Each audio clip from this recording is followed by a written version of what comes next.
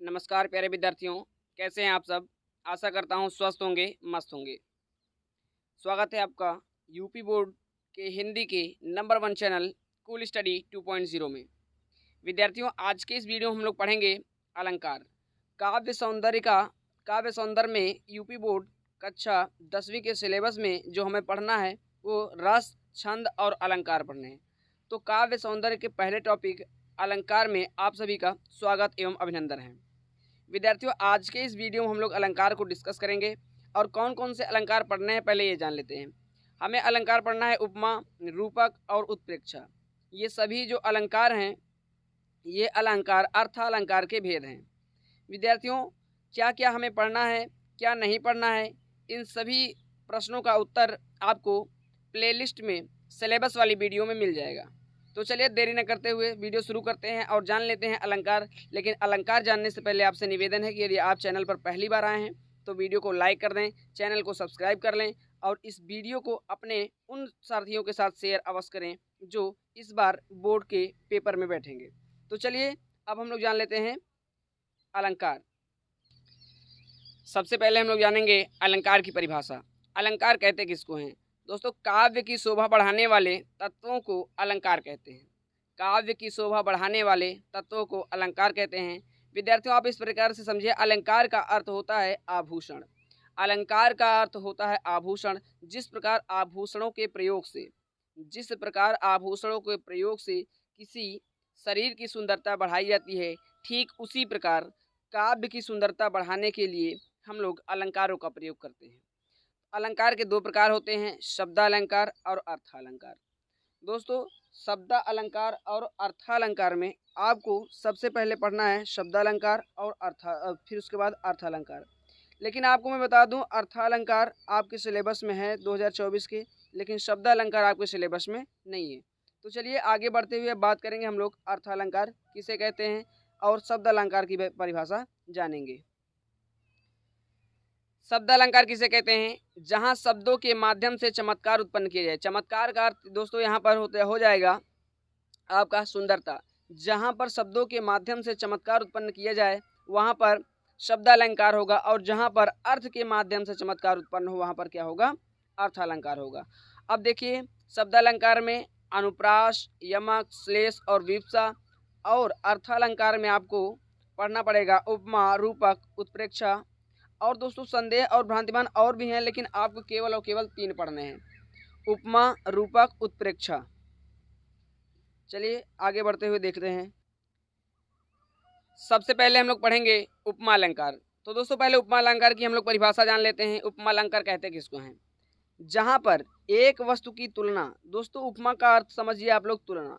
उपमा का अर्थ आप लोग थोड़ी देर के लिए समझिए तुलना। जहां पर एक वस्तु की तुलना दूसरी वस्तु से की जाती है वहां उपमा अलंकार होता है।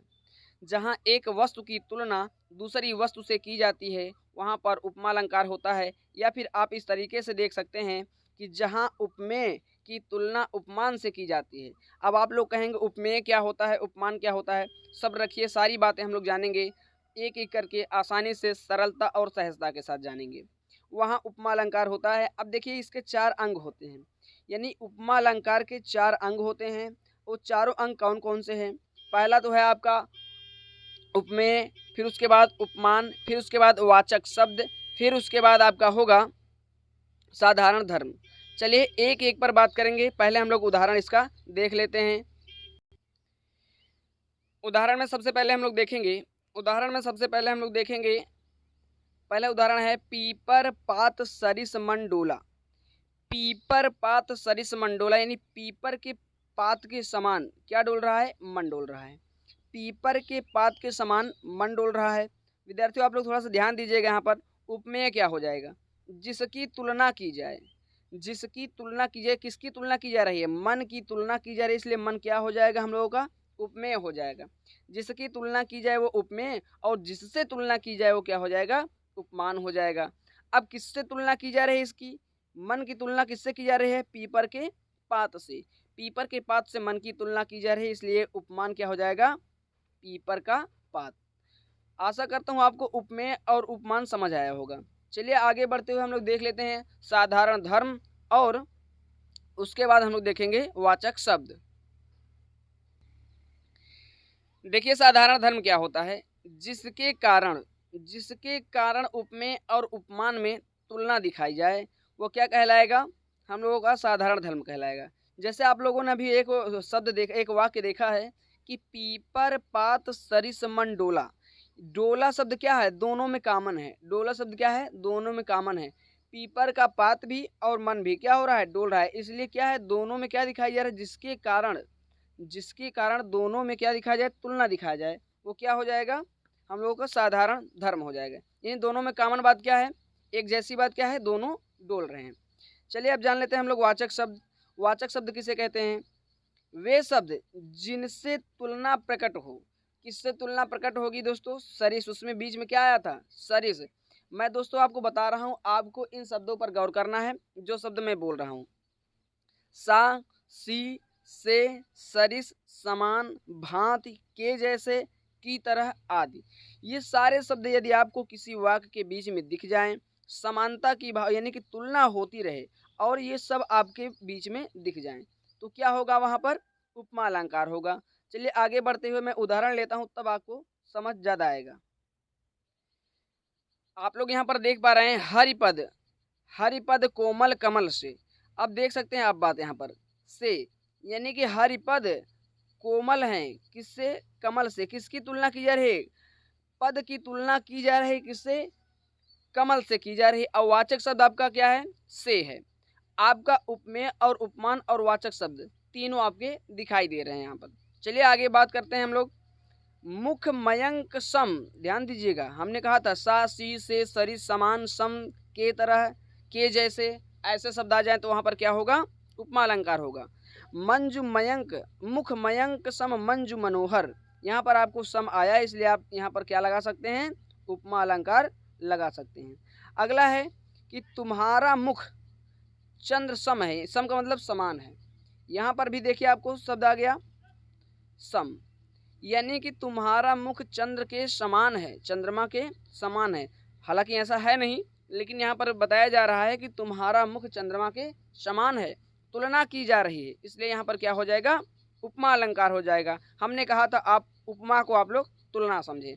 चलिए एक मैंने आपको अच्छे तरीके से समझाने के लिए एक और उदाहरण लिया है, जो कि है फूलों सा चेहरा तेरा कलियों सी मुस्कान है। देख सकते हैं आप यहाँ पर सा और यहाँ पर सी। हमने कहा था सा, सी, से, सरिस। फूलों सा यानी कि फूल के जैसे क्या है, चेहरा है, और कलियों की तरह क्या है, मुस्कान है। यदि आप लोग समझ पा रहे होंगे यहाँ पर कि यहाँ पर तुलना किसकी की जा रही है, चेहरे और फूल से तुलना की जा रही है, यहाँ पर कली और मुस्कान से तुलना की जा रही है, इसलिए यहाँ पर क्या हो जाएगा, उपमा अलंकार हो जाएगा। यदि आपको ये नहीं समझ आता तो आप ट्रिक अपनाइए। क्या दिख रहा है, सा दिख रहा है, यहाँ पर सी दिख रही है, इसलिए यहाँ पर क्या हो जाएगा, उपमा अलंकार हो जाएगा। चलिए आगे बढ़ते हुए जान लेते हैं हम लोग अगला अलंकार। अगला जो हम लोगों का अलंकार है वो है रूपक अलंकार। रूपक अलंकार की परिभाषा पहले जान लेते हैं हम लोग। जहां उपमेय में उपमान का भेद रहित, ध्यान दीजिएगा, जहां उपमेय में उपमान का भेद रहित आरोप हो वहां रूपक अलंकार होता है। यदि आपको ये नहीं समझ आता तो आप ऐसे समझिए कि पहचान इसकी क्या होगी, इसकी पहचान ये होगी कि रूपी अर्थ निकलेगा। क्या अर्थ निकलेगा, रूपी अर्थ निकलेगा, या फिर योजक चिन्ह लगा होगा। या तो रूपी अर्थ निकलेगा या फिर योजक चिन्ह लगा होगा। योजक चिन्ह ऐसे होता है, यदि दोस्तों आपने योजक चिन्ह यानी कि चिन्हों वाली वीडियो नहीं देखी है, चिन्ह हमने पढ़ा दिया है, यदि आपने चिन्ह वाली वीडियो नहीं देखी है तो आप प्लेलिस्ट में जा कर के वहाँ से चिन्ह को पढ़ सकते हैं, तब आपको क्लियर हो जाएगा योजक चिन्ह क्या होते हैं, उद्धरण चिन्ह क्या होते हैं, सिंगल उद्धरण चिन्ह क्या होता है, डबल उद्धरण चिन्ह क्या होता है, कोष्ठक क्या होता है। चलिए आगे बढ़ते हुए अब हम बात करते हैं इसके उदाहरण की, ताकि हम लोग रूपक अलंकार समझ सकें। यहाँ पर आपका उदाहरण है। सबसे पहले हम लोग देखते हैं चरण कमल बंदव हरिराई। आप लोग यहाँ पर देख सकते हैं, अभी हमारी परिभाषा क्या कर रही थी, पहचान क्या कर रहा था, बीच में योजक चिन्ह लगा होगा या फिर आपको यहाँ पर देखने को मिलेगा रूपी अर्थ निकलेगा। कमल रूपी चरण, कमल रूपी चरण, यहाँ पर आपको योजक चिन्ह भी दिख रहा है और यहाँ पर रूपी अर्थ भी निकल रहा है। दोस्तों आपको इस तरीके से भी आपसे इस तरीके से भी पूछ सकता है, उदित उदयगिरि मंच पर रघुवर बाल पतंग। इसमें भी क्या है, इसमें भी आपका रूपक अलंकार है। आप इसकी पूरी लाइन जब आप पढ़ेंगे तब पता चलेगा। ये पूरी लाइन आपको मिलेगी कहाँ से, आप हमारे टेलीग्राम चैनल से जुड़ जाइए। आपको ये पूरी लाइन यानी कि पूरा का पूरा ये PDF आपको दे दिया जाएगा वहीं पर टेलीग्राम पर। यदि आप टेलीग्राम से नहीं जुड़ पाते हैं तो आप हमारे व्हाट्सएप ग्रुप से जुड़ जाइए। कई सारे बच्चे जुटे हुए हैं हमारे व्हाट्सएप ग्रुप से जो कि फ़ायदा उठा रहे हैं हिंदी का। आप भी जुड़ जाइए और हिंदी का फ़ायदा उठाइए। और दोस्तों अब आप लोग कहेंगे कि हमें जुड़ना कहाँ से है, तो डिस्क्रिप्शन में इसकी लिंक दी गई है, टेलीग्राम की भी लिंक दी गई है और व्हाट्सएप ग्रुप की भी लिंक दी गई है। तो आप लोग वहाँ से हमसे जुड़ सकते हैं और ये PDF और इनकी पूरी की पूरी लाइन आप प्राप्त कर सकते हैं। चलिए आगे बढ़ते हुए और देख लेते हैं। ठीक उसी प्रकार ये भी है, यानी कि मन सागर मनसा लहरी बड़े बड़े अनेक, इसकी भी पूरी लाइन आपको वहाँ मिल जाएगी। चलिए आगे बढ़ते हुए देख लेते हैं। यहाँ पर शशि मुख पर घूंघट डाले अंचल में दीप छिपाए। आप लोग यहाँ पर देख सकते हैं, यहाँ पर क्या हो रहा है, योजक चिन्ह आपको दिखाई दे रहा है। आप लोग ट्रिक के माध्यम से यहाँ पर लगा सकते हैं, बिंदास, कोई टेंशन नहीं, आप लोग लगा सकते हैं। यहाँ पर क्या है, रूपक अलंकार है।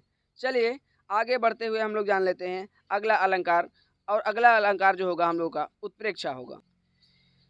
सबसे पहले हम लोग उत्प्रेक्षा अलंकार की परिभाषा जान लेते हैं। जैसे यहाँ पर लिखा हुआ है, जहाँ उपमेय में उपमान की संभावना की जाए। यानी आपको यहाँ पर क्या देखना है, आपको उत्प्रेक्षा में ये देखना है कि संभावना होगी, संभावना की जाए, वहाँ पर उत्प्रेक्षा अलंकार होता है। जैसे आपको पहचान में क्या याद रखना है, आपको पहचान में इतना याद रखना है कि मनु आ जाए, मानो आ जाए, जनु आ जाए, जानो आ जाए, मानहु आ जाए, जानहु आ जाए, मनहु, जनहु, ज्यों। इतने सारे शब्द यदि आपको दिख जाते हैं किसी वाक्य में तो आप लोग वहाँ पर क्या लगाएंगे, वहाँ पर आप आँख मूंद करके लगाएंगे उत्प्रेक्षा अलंकार। चलिए आगे बढ़ते हुए उसके उदाहरण देख लेते हैं, फिर आपको समझाते हैं। उदाहरण है आपका, चमचमात चंचल नयन, चमचमात चंचल नयन बीच घूंघट पट झीन। यहाँ पर झीना लिखा गया है दोस्तों, यहाँ पर झीन होना चाहिए था। चमचमात चंचल नयन बीच घूंघट पट झीन मानहु, सब देखिएगा, मानहु आ गया, मानहु सुर सरिता विमल जल उछरत जुगमीन। आपको यहाँ पर देखना क्या है, यहाँ आपका शब्द आया है मानहु। हमने पहचान में जो जो शब्द आपको दिए हैं, आप उन शब्दों को ध्यान में रखिएगा। यदि आपको वो कहीं दिख जाते हैं तो वहाँ पर क्या होगा, उत्प्रेक्षा अलंकार होगा। चलिए आगे बढ़ते हैं और जानते हैं अगला उदाहरण। सोहत ओढ़े पीतपट श्याम सलोने गात मनहु, ध्यान दीजिएगा, शब्द आया है मनहु नील मणिशैल पर आतप परयो प्रभात। आपको क्या ध्यान देना है यहाँ पर, मनहु। चलिए आगे बढ़ते हुए अगला उदाहरण देखते हैं। धाय धाम काम सब त्यागी मनहु टंक निधि लूटन लागी चितवत चारु भ्रिकुटी वर बाकी तिलक रेख शोभा जनु चाकी। आपको क्या ध्यान देना है, जनु और यहाँ पर मनहु, ये दोनों शब्द आए हैं तो आपको यहाँ पर क्या लगाना है, बिंदास, बिना किसी टेंशन के आपको लगाना है उत्प्रेक्षा अलंकार। दोस्तों आशा करता हूँ आपको अलंकार समझ आया होगा।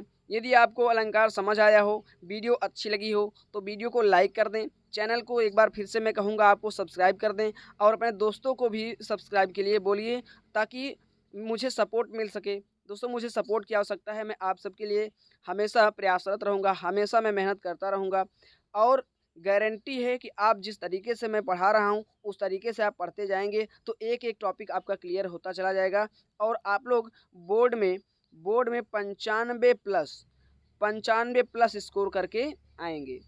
दोस्तों आपसे विनम्र निवेदन है कि आप लोग इस वीडियो को अपने व्हाट्सएप पर, अपने फेसबुक पर, हर एक सोशल मीडिया प्लेटफॉर्म पर शेयर कर दें ताकि इससे जो विद्यार्थी हैं जुड़ सके जो बोर्ड परीक्षा में इस बार बैठेंगे।